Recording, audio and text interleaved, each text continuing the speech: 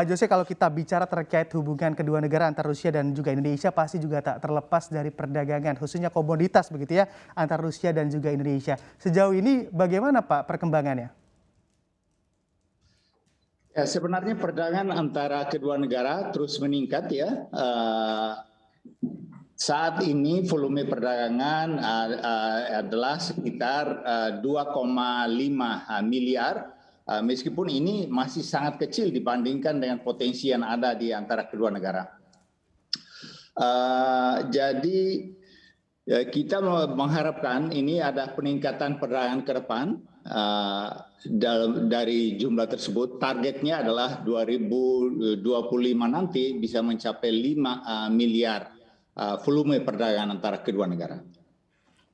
Baik, ini kan dunia juga masih terdampak begitu ya dari pandemi COVID-19 begitu ya Pak. Nah tapi kalau kita lihat antara perdagangan Indonesia dan juga Rusia banyak juga terdampak atau enggak sih Pak Jose di sana? Saya lihat tidak, justru di tahun lalu misalkan ada peningkatan yang sangat signifikan dari perdagangan antara kedua negara. Misalkan dari investasi saja ya, kalau dari segi investasi juga meningkat 400% dari tahun 2020 pada tahun 2021 lalu. Baik, kalau untuk komoditas begitu ataupun barang yang diekspor ke Rusia, kira-kira yang menjadi favorit Rusia terhadap barang-barang dari Indonesia, apa sih di sana Pak Jose? Ada minyak kelapa ya, yang hampir 1 juta ton yang kita ekspor ke Rusia dan itu terus meningkat.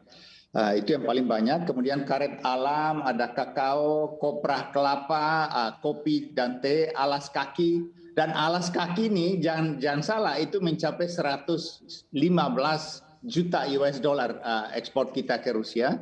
Ada stainless steel, ada mainan anak-anak, ada vegetable oils and fats. Jadi lumayan banyak tuh produk-produk unggulan yang kita ekspor ke Rusia. Baik, ini kan juga pemerintah Indonesia berencana untuk melakukan pemindahan ibu kota ataupun ibu kota negara baru begitu ya. Nah ini sejauh ini investasi dari Rusia ada nggak sih Pak Jose yang mengalir ke Indonesia? Jadi Rusia ini terus bertanya kalau dari pihak Rusia apa yang bisa mereka ikut kontribusi. Jadi sebenarnya tergantung apa yang mau kita tawarkan ke pihak Rusianya itu. Mereka mau di infrastruktur, mau di soal membangun fasilitas apa yang ditawarkan. Jadi mereka bisa dan mereka berkeinginan untuk ikut berkontribusi berinvestasi dan membangun ibu kota baru Indonesia. Oke, baik. Sejauh ini pembicaraannya dengan pemerintah ataupun antara pemerintah Rusia dan juga pemerintah Indonesia sejauh apa sih terkait investasi di ibu kota negara ini, Pak Jose? Jadi kalau investasi di ibu kota negara, terus terang aja kami belum menerima ya apa yang bisa kita tawarkan ke pihak Rusia. Padahal kami udah dari sini ditanyakan terus ya apa yang bisa mereka di sana. Mereka siap misalkan mau dalam rangka pembuatan rel kereta api, misalkan ada terserah apa kan, pembangunan ibu kota kan sesuatu yang sangat besar. Jadi bagian mana, sektor mana yang bisa kita tawarkan ke pihak Rusia itu. Untuk informasi lebih lengkap dan juga berita terkait bisa klik link di deskripsi. Dan juga jangan lupa untuk download aplikasi CNBC Indonesia di Play Store dan juga App Store. Dan yang paling penting jangan lupa subscribe ya.